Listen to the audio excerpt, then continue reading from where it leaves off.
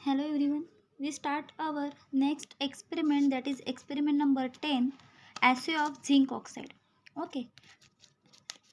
We know that the assay of zinc oxide it is based on the acid base type of titration. कशावर base आहे हा acid base type of टायट्रेशनवर base आहे.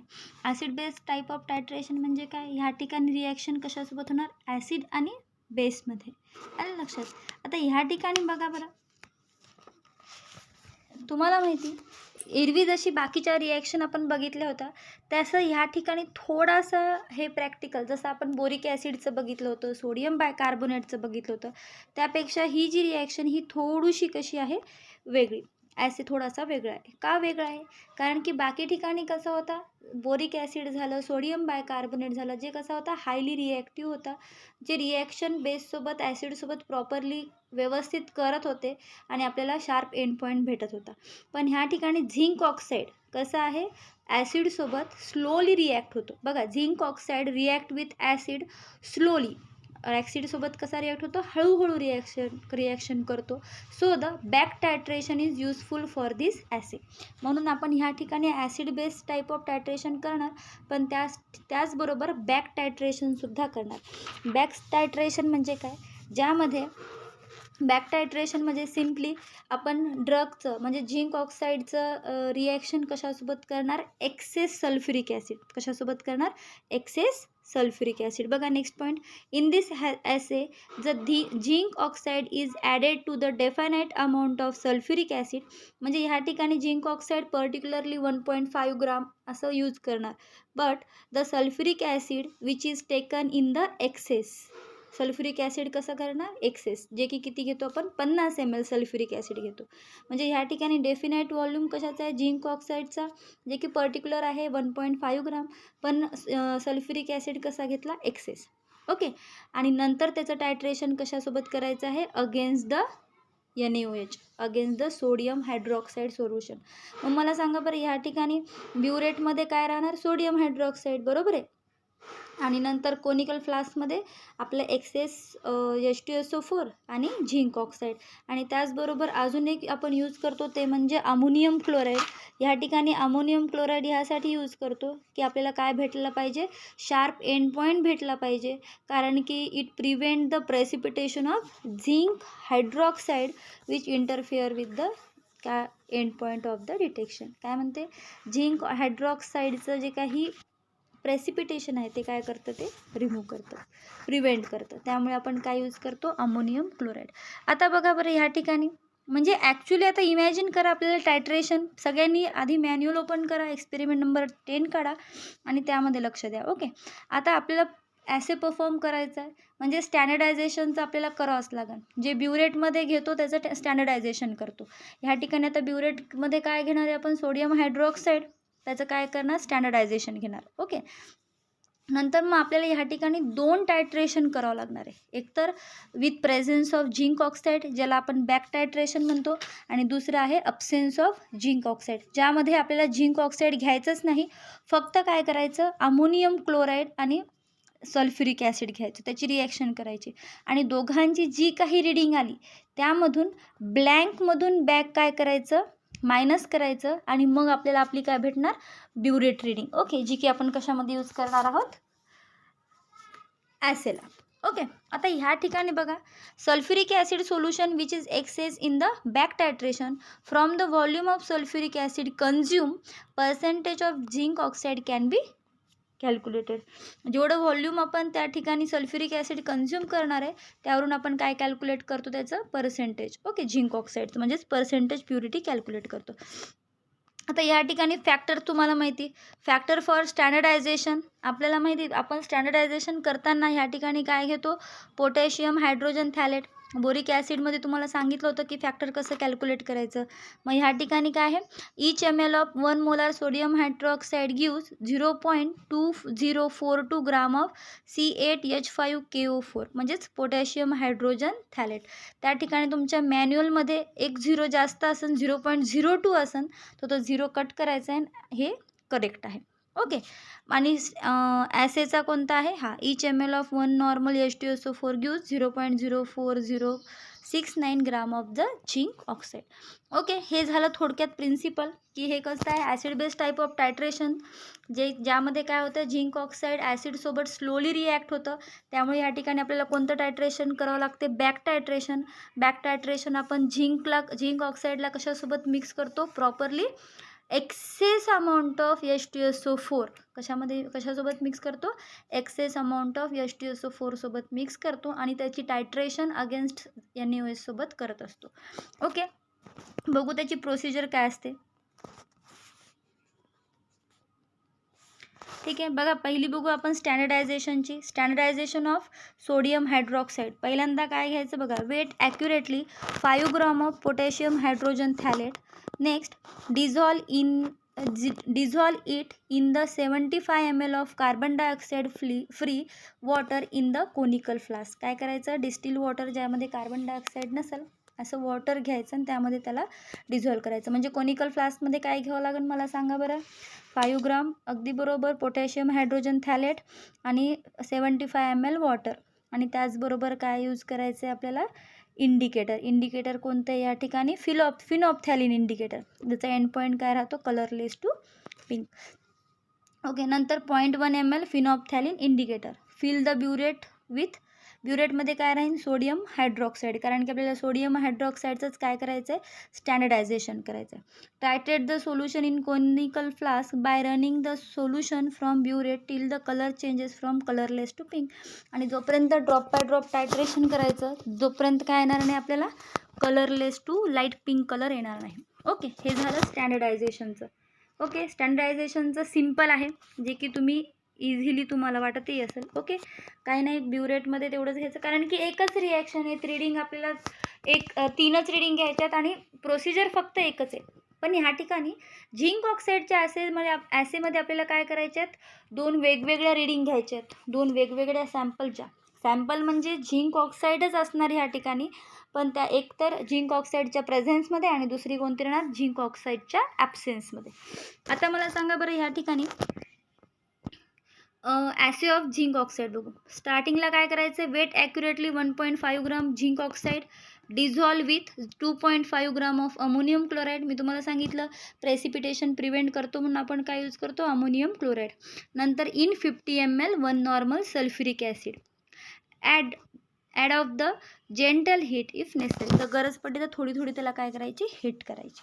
Okay, म्हणजे मला सांगा बरं, कोनिकल फ्लास्कमध्ये काय राहील, 1.5 ग्राम झिंक ऑक्साईड, 2.5 ग्राम अमोनियम क्लोराईड आणि 50 ml 1 नॉर्मल सल्फ्युरिक ॲसिड. आणि त्याचबरोबर आपण इंडिकेटर कोणतं यूज करणार आहोत, मिथिल ऑरेंज. ओके, काय यूज करणार आहोत, मिथिल ऑरेंज. आणि ह्या ठिकाणी त्याला टायट्रेट कशाच्या अगेन्स्ट करायचं आहे, 1 नॉर्मल सोडियम हायड्रॉक्साईड. आणि एंड पॉईंट कोणता येणार, लक्षात ठेवायचा एंड पॉईंट ह्या ठिकाणी orange to yellow. Okay, orange to yellow, आलं लक्षात. हा झाला त्याचा एंड पॉईंट. कोणता राहील, ऑरेंज कलरचं कन्वर्जन कशामध्ये होणार, येलो कलरमध्ये. ओके, हा होईल त्याचा एंड पॉईंट, राहील सगळ्याचं लक्षात. आणि इंडिकेटर कोणतं यूज करणार आहोत, मिथिल ऑरेंज. त्यामुळे सोल्युशनचा कलर आधी ऑरेंज असेल आणि जेव्हा टायट्रेशन कंप्लीट होईल, एंड पॉईंट भेटेल, तेव्हा कलर कोणता येईल, येल्लो. ओके, राहील सगळ्यांच्या लक्षात इथपर्यंत. मी तुम्हाला त्या ठिकाणी बघा एक छोटंसं एक्सपेरिमेंट पण दाखवते. टायट्रेशन ॲसेचं जेव्हा आपण टायट्रेशन परफॉर्म करतो तेव्हा एंड पॉईंट कसा आहे ते बघा. या ठिकाणी हे बघा, आधी स्टार्टिंगला कसा कलर असतो, ऑरेंज कलर आहे, दिसत आहे सगळ्यांना. हा ऑरेंज कलर, नंतर टायट्रेशन ड्रॉप बाय ड्रॉप वाईज इथं होत आहे. ओके, आणि कलर कसा चेंज होणार आहे बघा, येल्लो कलरमध्ये. ओके, हे झालं आपलं त्याचं टायट्रेशन. ओके, म्हणजे कशाचा कलर कशामध्ये चेंज झाला बघा परत, ऑरेंजचा. ओके, या ठिकाणी मिथिल ऑरेंज इंडिकेटर आहे, ऑरेंज कलरचा कन्वर्जन कशामध्ये झाला, येल्लो कलरमध्ये. हा झाला एंड पॉईंट. असा तुम्हाला कलर दिसायला लागतो. कळालं सगळ्यांना, ओके. ठीक आहे, आता आपण बघू त्याचं कॅल्क्युलेशन्स. ठीक आहे, बघा मॅन्युअल ओपन करा. ह्या ठिकाणी ऑब्झर्वेशन तुम्हाला दिसत आहे. काय म्हणते observation, standardization of sodium hydroxide. आता आपण बघितल्याप्रमाणे कोनिकल फ्लास्कमध्ये काय आहे, पोटॅशियम हायड्रोजन थॅलेट घेतलेले आहे, 75 ml वॉटर आणि फिनॉप्थॅलिन इंडिकेटर. ओके. आणि ब्युरेटमध्ये काय घेणार आहे, सोडियम हायड्रॉक्साईड. इंडिकेटर सांगितलं आत्ता फिनॉप्थॅलिन. आणि एंड पॉईंट काय येणार त्याचा, colourless to pink. Colourless to pink end point झाल्यानंतर आपली रीडिंग किती आली बघा, 24.8 ml. किती आली, 24.8 ml. नंतर मग आपण परत ती रीडिंग पुटअप करून तिथं मॅन्युअलमध्ये लिहून ठेवली. नंतर आता आपण बघत आहोत ॲसे ऑफ झिंक ऑक्साईड. या ठिकाणी मी तुम्हाला सांगितलं की 2 टायट्रेशन करायचे आहेत आपल्याला, एक तर बॅक आणि दुसरं कोणतं आहे, ब्लँक. हे बॅक आणि ब्लँक का करायचं आहे, कारण की झिंक ऑक्साईडचं आपल्याला काय करायचं आहे, शार्प रीडिंग घ्यायचे आहेत. ओके. आणि जे की आपल्याला माहिती ते कसं आहे, व्यवस्थित ॲसिडसोबत रिॲक्ट होत नाही, त्यामुळे आपल्याला काय करायचं, हळूहळू रिॲक्ट होते, म्हणून त्याच्या एक तर प्रेझेन्समध्ये आणि दुसरी कोणती, त्याच्या ॲब्सेन्समध्ये रिॲक्शन घ्यायची. ओके. म्हणजे ॲसे परफॉर्म करायचं आहे. बघा बरं, बॅक टायट्रेशनमध्ये काय करतो, सॅम्पल घेणार 1.5 ग्राम झिंक ऑक्साईड. कोनिकल फ्लास्कमध्ये काय घ्यायचं आहे, 1.5 ग्राम झिंक ऑक्साईड, 2.5 ग्राम अमोनियम क्लोराईड आणि 50 ml one normal sulphuric acid. Okay. आणि ब्युरेटमध्ये तेच सोडियम हायड्रॉक्साईड. ह्या ठिकाणी इंडिकेटर काय घेणार, मिथिल ऑरेंज. ह्या ठिकाणी तुमचा एंड पॉईंट चुकलेला आहे मॅन्युअलमध्ये. एंड पॉईंट काय आहे, ऑरेंज टू येल्लो. ओके. जसं आपण आत्ता बघितलं आहे तसा इथं सुद्धा तेच आहे, ऑरेंज टू येल्लो. ओके. काय येणार, ऑरेंज टू येल्लो. हा झाला त्याचा एंड पॉईंट. आता बघा बरं, ब्लँक टायट्रेशन. रीडिंग घेतली, किती आली, 11 ml. आता तेच आपल्याला कशाची बघायची, ब्लँक टायट्रेशन. आता दोन्ही तुम्ही कम्पेअर करा. कोनिकल फ्लास्कमध्ये बॅक टायट्रेशनमध्ये आपण झिंक ऑक्साईड घेतलेलं आहे, पण ब्लँक टायट्रेशनमध्ये झिंक ऑक्साईड घेतलं का नाही, अब्सेन्स ऑफ झिंक ऑक्साईड. ब्लँकचा मिनिंग काय, जे सॅम्पल त्या ठिकाणी कसं राहणार, अब्सेंट राहणार. बाकी सगळं सेम. मिथिल ऑरेंजच इंडिकेटर यूज करायचं आहे, 2.5 ग्राम अमोनियम क्लोराईडच घ्यायचं आहे, 50 ml सल्फ्युरिक ॲसिड घ्यायचं आहे आणि ब्युरेटमध्ये काय करायचं आहे, सोडियम हायड्रॉक्साईड. ह्याची जर रिॲक्शन केल्यानंतर आपल्याला प्रोडक्ट रीडिंग किती येणार बघा, 48 ml. काय येणार, 48 ml. आता बघू आपण त्याचे कॅल्क्युलेशन. ओके. कॅल्क्युलेशन करत असताना, ठीक आहे, बघा त्याचं कॅल्क्युलेशन. ह्या ठिकाणी standardization, normality of NaOH. Formula बघा, weight of potassium hydrogen phthalate divide by burette reading into 0.2042. ही फॅक्टर आहे. ओके. आणि आता बघितलं आपण पोटॅशियम हायड्रोजन थॅलेट किती घेतलं होतं, 5 ग्राम. ओके. ब्युरेट रीडिंग आपली स्टँडर्डायझेशनची किती आली, 24.8 आणि इंटू फॅक्टर 0.2042. ह्याचं जर कॅल्क्युलेशन पूर्ण केलं तर किती येते, 0.9 नॉर्मल. किती येते, स्मॉल एनची कॅल्क्युलेटेड नॉर्मॅलिटी किती येते, 0.9 नॉर्मल. आता आपण बघू त्याचं पर्सेंटेज प्युरिटी कॅल्क्युलेशन. आता तुमच्या मनात डाऊट असेल की आपण ॲसेच्या रीडिंग 2 घेतल्या, ठीक आहे, ॲसेच्या रीडिंग किती घेतल्या, 2. ओके. एक तर बॅकची घेतली आणि दुसरी कोणती, ब्लँकची. तर आपल्याला एक्सची व्हॅल्यू कॅल्क्युलेट करण्यासाठी, एक्स म्हणजे काय, सिम्पली आपलं ब्युरेट रीडिंग.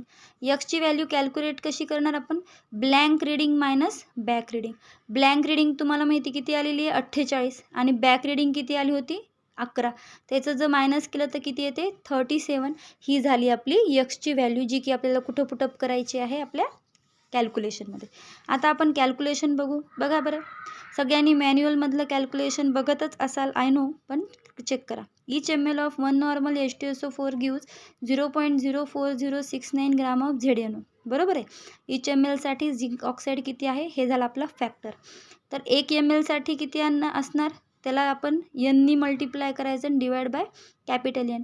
स्मॉल n म्हणजे कॅल्क्युलेटेड नॉर्मॅलिटी आणि कॅपिटल N म्हणजे फॅक्टर नॉर्मॅलिटी. ओके.